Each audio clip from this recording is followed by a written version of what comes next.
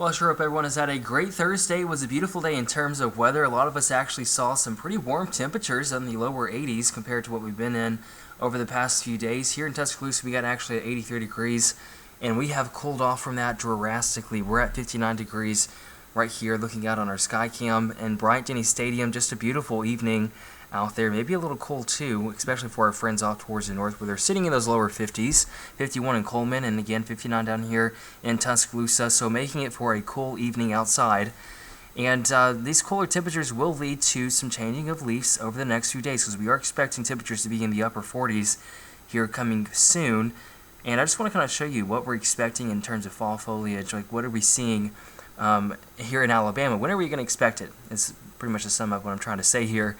October 26th through November 2nd, and so we are still a few weeks away from that. But of course, if we get some cooler temperatures in here, then we definitely see that a lot sooner. And believe it or not, we're actually very close to Halloween too. 30 days away. Remember, today's October 1st, so we're starting to enter October, and all the holidays are starting to come in. So if you are a Halloween lover, we're not too far from that either. I also want to point out the harvest moon that we are expecting for tonight. I'm going to do that and time out your evening. Notice that we're going to be in the 50s for tonight. And there's that harvest moon. Bright moon is what we're expecting tonight. Full moon outside. So it's going to be a perfect night to go out and look at it because not much in terms of any cloud coverage across the state. We're going to see a calm and quiet night.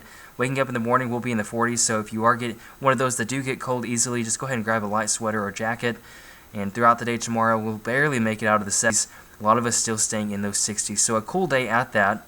Here's your highs over the next few days. Notice we're going to be on we're steadily going to be increasing in terms of temperatures. Could even reach back up to the 80s by next week, but we'll be in the 70s. So it's just going to make for a perfect weekend.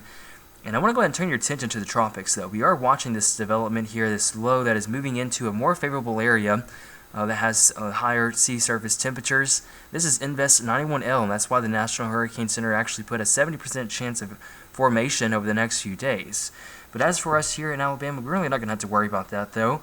At least in the next 7 days. Crimson Tide.